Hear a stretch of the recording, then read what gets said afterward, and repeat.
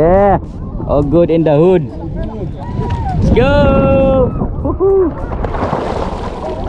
Mga idol, nagbabalak ba kayong pumunta sa Tingloy Masasa Beach, Batangas? Ngayong papalapit na ang summer.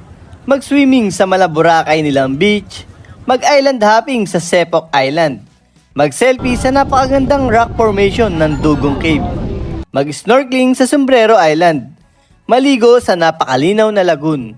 So paano mga idol? Tara G!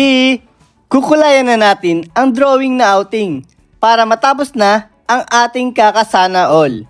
Sa halagang 940 pesos, nakarating na ako ng Masasa Beach at may homestay ng kasama mga idol. Dito ako nag-stay sa Serene and Haven Homestay. Maayos ang kwarto at komportableng matulog dito mga idol. Sa bayad kong 500 pesos for overnight, kasama na din ang free use of common kitchen. Basta may dala kayong lulutuin, all goods na mga idol. Dito sa Serene and Haven Homestay, may store sila kaya less hassle kung may mga kailangan kayong bilhin. Tapos may piso wifi pa. Accessible sa lahat ang homestay na ito. Beachfront and walking distance sa lagoon. 500 pesos each naman kung gusto nyo mag-island hopping. Lahat ng pinuntahan namin, ipapakita ko sa inyo mga idol. Talagang sulit ang bawat adventure at destinasyon na pinuntahan namin. Unang lapag sa rock formation agad. Madaming tao that time na gustong makita ang napakagandang rock formation. Perfect na perfect para mag-picture at bumuo ng magagandang memories. Nagpalipad na rin kami ng drone para mas makita namin ang ganda ng lugar. Kasama ko dito si Cian Ventures at si James Hernandez. Shout out sa inyo mga master! Bakit ganun yung rock formation? Mabato? Grabe oh. Next destination naman namin ang Sombrero Island. Dito ako nagsuot ng snorkeling gear. Sabay talo na rin sa tubig kahit ang lamig ng tubig, di tayo mga idol. Dito ko nakita ang naggagandahang corals at iba't ibang uri ng isda na ngayon ko lang nakita. Papakita ko naman sa inyo mga idol ang itsura ng Sombrero Island kapag tiningnan natin sa top view.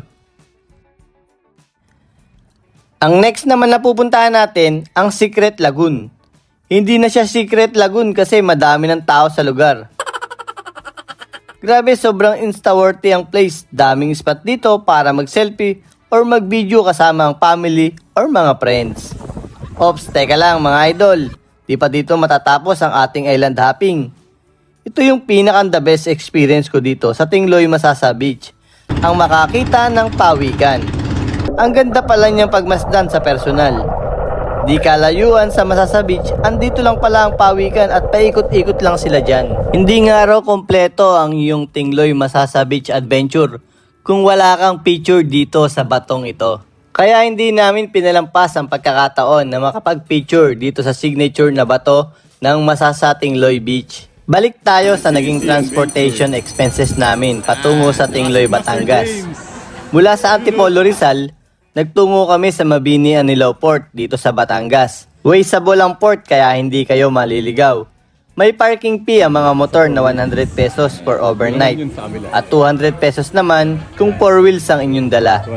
Mula dito sa Mabini Port, bumili ako ng ticket patungo sa Tingloy Port sa halagang 160 pesos each with environmental fee na 100 pesos. So advice ko na lang kung pwede kayong makapunta ng weekdays, mas maganda para di masyadong mahaba ang pila, pasakay ng Pascrap. Pero lahat naman kami na-accommodate ng Montenegro Pascrap. May oras ang biyahe ng Pascrap. Kayo na lang mamili kung anong time ang gusto nyo maging biyahe. Tumambay nga kami dito sa balcony ng aming sinasakyan. Kung gusto nyo mag-picture-picture, pwede naman. Presko ang hangin dito sa labas. Maraming magandang tanawin. 30 hanggang 20 minutes ang biyahe mula sa Mabini Port patungo sa Tingloy Port. Kaya dito pa lang sa Pascrap, may enjoy nyo na agad ang biyahe. Pagbaba namin ng Tingloy Port, need naming sumakay ng tricycle papunta sa Masasa Palayan. 20 pesos each ang pamasahe. Tapos nyan, makakarating na kayo sa Palayan. Konting lakad lang, bukid at bubungad sa inyo ang napakagandang tanawin ng Tingloy Masasa Beach. So paano mga idol? Salamat sa inyong panonood. Ako nga pala si Kamoteng Gala PH, ang inyong travel guide para sa inyong next travel adventure. Ride safe sa inyo!